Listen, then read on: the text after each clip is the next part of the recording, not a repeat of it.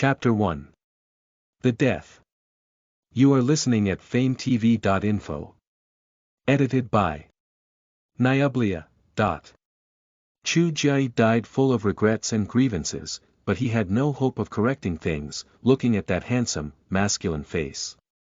The man/'s dark eyes were looking straight at him as his sword was thrust into his heart, which was the only organ that had been fine until then. Even his dantian had been destroyed by this man. All this, because of a kiss.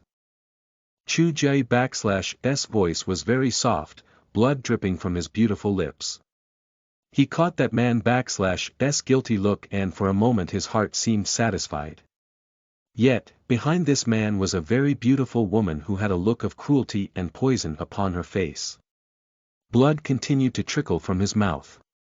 He could no longer keep his focus on this man/'s face. Chu Jai could only smile in despair. That man withdrew his sword and blood flowed from the hole in his chest. His body felt as heavy as lead, his legs gave way and he knelt before that person. Chu Jai was getting colder and colder. He no longer felt his body, from his toes all the way to his blood-covered lips.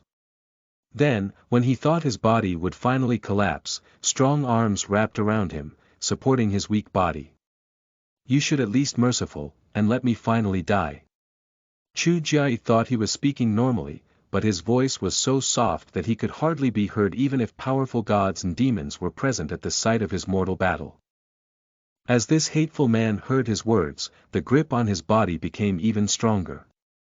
Tao Kong, you shouldn't be so naive because he/s dying. Don/t you know what kind of person he is. A shameless bastard who kidnaps women and still runs after innocent young men. He doesn't/t deserve your compassion. The woman/s voice was soft and seemed very kind. But this woman/s words were cruel and poisonous. Chu Jai wanted to refute her every word. What did he do wrong? He married all those women, all done in the order of the law. He never forced any of the women to be with him.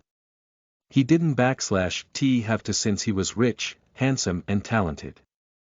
Not that women threw themselves at his door, but he never had to force any woman to do anything. Run after men. Him. Chu Jai never did that. The only time he followed his heart and broke the moral rules of society was only with this man who held him now. The man who killed him without mercy. Is he a scoundrel? So hateful. He felt like laughing with mockery the words of Tao Kong/s main wife. However, he could only spit blood. He never did shameful things in public or spread rumors about his achievements. He never spoke of his wives to other people. After marrying his second wife, he never went to a brothel again.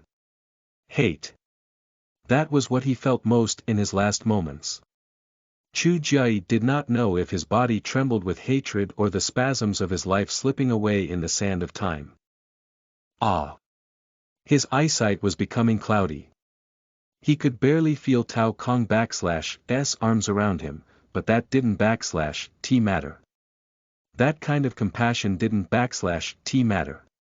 He was so tired. I/am so sorry. Chu Jai muttered without realizing it. These words were not for Tao Kong and his poisonous woman.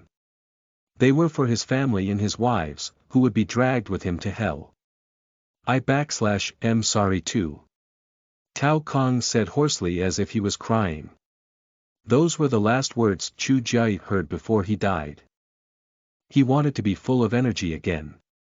To mock this weak man who was easily influenced by his women and believed in false rumors. If Chu Jai could come back, he would never go after Tao Kong. He was going to become so strong that Tao Kong could only look at him from afar. He was going to protect his family from people like that poisonous woman. He would even be a good husband and only have one wife for his whole life. Of course, those were Chu Jai/s thoughts before his last breath. His soul could only regret that he could not be reborn to start all over again. Listen to the full novel at FameTV.info. direct link in the description.